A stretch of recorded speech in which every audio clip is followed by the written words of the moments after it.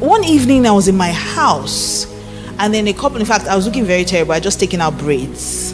And ladies, when you take out braids, you don't want a guy to see. So I just taken out braids, and I was wearing one of my dad's outfits. Just one thing, and I was just sitting at home in the evening.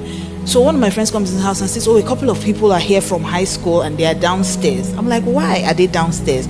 First of all, I hated high school. I hated it so much. I was bullied. I hated it. It was such a terrible experience. Seniors were wicked. I went to a military school. So if you survive the seniors and their wickedness, then you will have to deal with the soldiers. Then you survive that, you have to deal with the teacher. So it was a horrible experience. Only people like Pastor K were carrying guns about enjoyed it.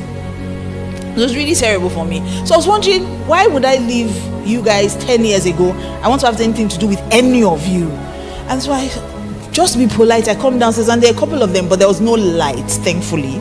So no one saw me. They couldn't really see me. They could make out but they couldn't see my face or how I looked, thank God.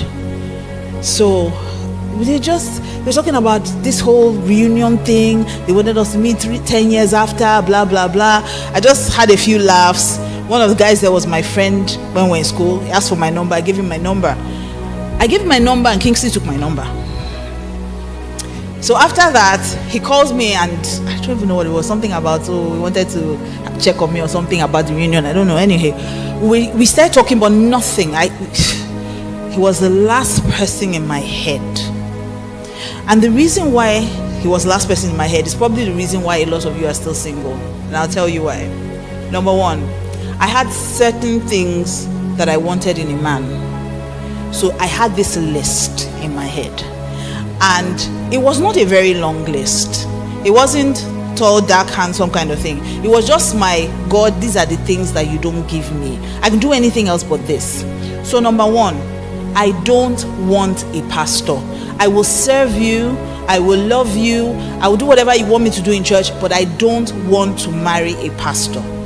Secondly, if you want me to marry a Nigerian, he must not be an Igbo man. I don't want to have anything to do with an Igbo man. They are brash, they are loud, I don't want anything to do with them. And then they're always planning how they will go home to the village every year. And I'm such a city girl.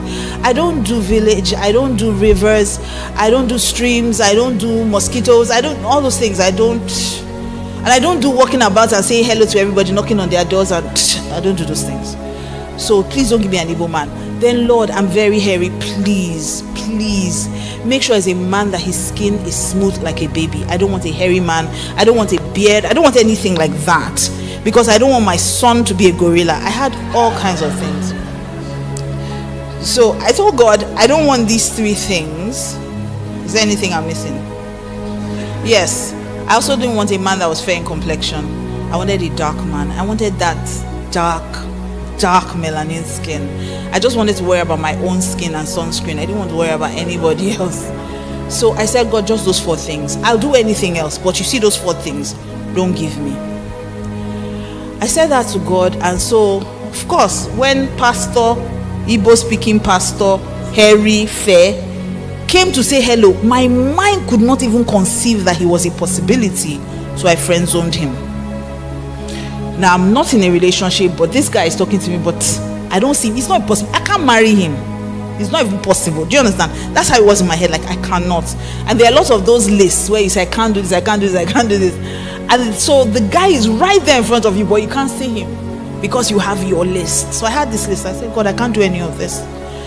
And so one day I was just saying to God, the same way you said who it isn't is the same way you tell me who it is. So I know it's not fluke.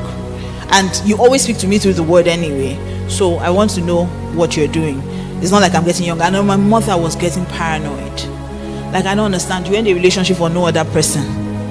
It doesn't make sense. My father said, is it that you have decided not to be happy in life? How do you give up a doctor in the UK who is crazy about you? It just made sense to nobody. And I couldn't go around telling everyone God said. It just didn't make sense. So I said, God, you need to do this. Rescue me quickly before these people make me a prayer point. And so we went for the reunion. Biggie and I became friends, like I said, but I never really thought about him. So one day, by that time he was pastoring, so one day I couldn't go to my church, so I decided, which church is close by?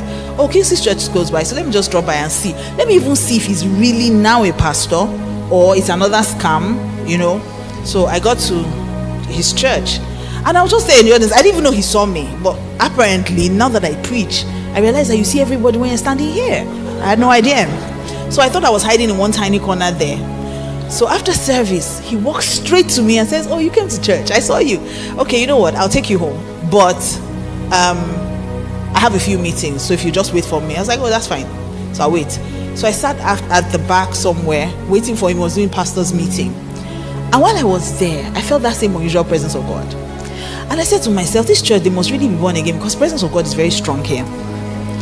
And so I just sat there worshiping, and then the Spirit of God says to me, I want you to read 1 Samuel 16, I believe. And so I read about where Samuel goes to Jesse's house to anoint his son, at least one of them, to be king. And he gets there, and then he says, they bring all of them, and he says, none of this, is there no other person? And they says, there's one. There remains one, but he's the youngest and is taking care of the sheep.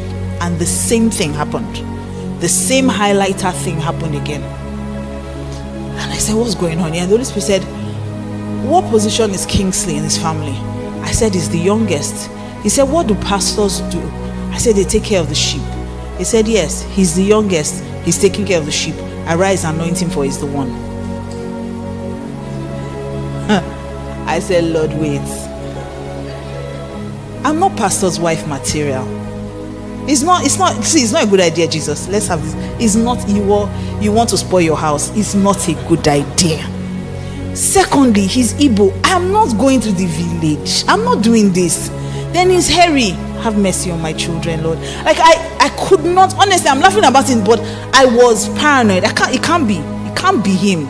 And then he was the most unromantic God. When I met him, oh God.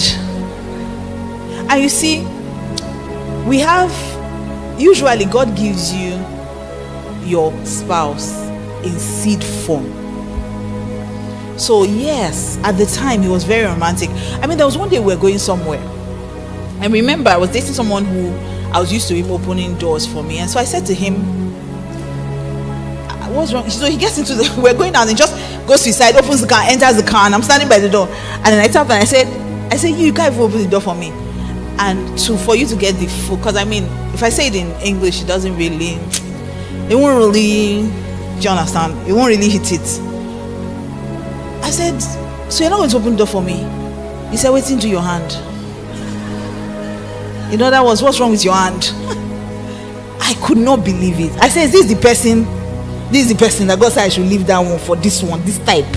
Lord, I can't do this with you. Very unromantic, it was very, like, he wouldn't even call. Oh God, that's okay. We've done a full, God, Father, I thank you anyway, because if he did not change. So anyhow, God now says to me, this is the one. I struggled with it. But even though it was hard at the time, let me explain something. I think the real reason why I struggled with it was because like I said, I had friend zoned him, so I wasn't attracted to him at all. It wasn't my spec. He didn't look like what I thought the guy I would marry looked like. But so you don't look at him now. It wasn't like this then. He was very skinny. He didn't have hair. He was bald. He used to skin his hair, completely shave everything off. No beard. So he was not like this. So when I say sometimes, people are like, no, he wasn't anything like this. And God sometimes sends you your partner in seed form. And sometimes we miss it because we're looking for finished products. Usually, your dad that you're comparing that boy to, your mom had years of work to turn him into the man that you met.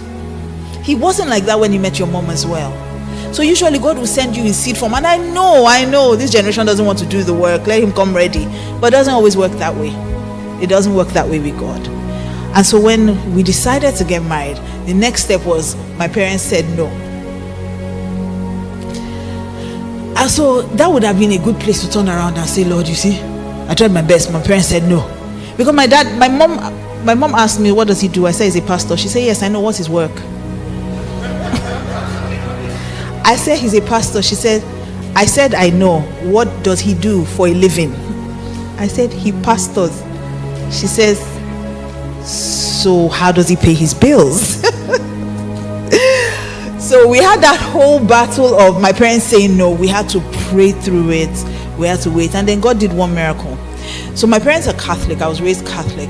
And so my parents were like insistent that I was not going to marry anyone. Even if I was going to marry someone who wasn't Catholic, they had to marry in the Catholic Church. And now the process of that is that he has to go through catechism, be baptized in the Catholic Church, be confirmed in the Catholic Church, then sign an agreement that all our children will be raised Catholic. If not, my parents would be banned from taking communion. So there was the whole drama. My mom wasn't going to back down. Pastor K was not going to back down. Pastor, he now sit down and say, I'm listening to catechism class. So it was just weird. And so one day, my mom traveled. And so one day while we were praying about it, one day my dad just sent for me. I was upstairs. I don't want to, Pastor K, I'm not sharing the part where my dad said it wasn't possible because it's my dad. So that's your business if you ever share that story. So my dad sent for me and says to me, my mom traveled. So of course, we're just having a conversation. And he says, your mom says you don't want to get married in Catholic Church. By this time, Baske had come with his family. He wanted to marry me. My dad was now beginning to give in and everything. But the only remaining clause was you must marry in the Catholic Church. So he said to me, are you Catholic? I said no. I don't even know where the boldness came from because I'd been pretending all this while. I would just secretly go out to church in the mornings. I go for their mass at 5 a.m. and then go to church, my church. And they all assume I've gone out. It's church. Wednesday too, after work, I go somewhere. I come home late on Wednesdays. Nobody knows where I've gone to. But I just had the boldness from God, I believe. And I said to him, no, I'm not Catholic. My dad said, if you're not Catholic, then why does your mom expect you to get married in Catholic Church? I said, I don't know. These are the issues. These are the things I'm talking about. My dad says, but I have an idea. You know, the church we go to, it was the chapel in the university near our house. It says that chapel is used by both Protestants and Catholic. It says what we'll do is that on the invitation, we will write it as if just to write the name of the church. We won't write whether, usually they write the name of the church and they'll put in bracket Protestant or Catholic. They won't write any of that. They will think it's printer's error and they will just come. My mom came to church thinking it was a Catholic wedding. And that's how I got married. Now I'm saying this to say to you that God is interested even in the tiny details. He's not just interested in who he points to you. He's not just interested in helping you sort out the process.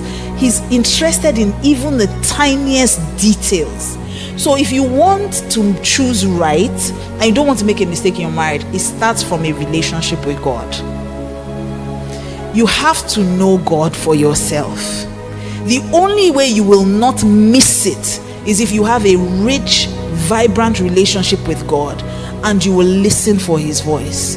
He says in his word that I will guide you with my eyes on the best pathway for your life. So there's a pathway, but there's a best pathway. And the only way you can know that best pathway is if you allow him to guide you. He may not shout. He says, I will guide you with my eyes. Best example I can give is if you were raised by an African mother. African mothers have complete sentences without moving their lips. So you go and visit someone with your mom, and before you leave the house, she says to you, when we get there, don't eat anything. You get to the house and your auntie says, oh my God, I've not seen you since you were 5. Take. And your mother is looking at you like, and then your auntie says, did you say she should not eat in my house? And your mom will say, me? Did I say you should not eat? Take it. You better be watching for her eyes and not her words. If not, with glory to God for a life well spent, those will be the final words you will hear. So what I'm saying to you today is if you want to get it right in marriage, it starts from your relationship with God. He's the one that will point you in the right direction, and he's the one that will get you to the destination he wants to get you to. Were you blessed?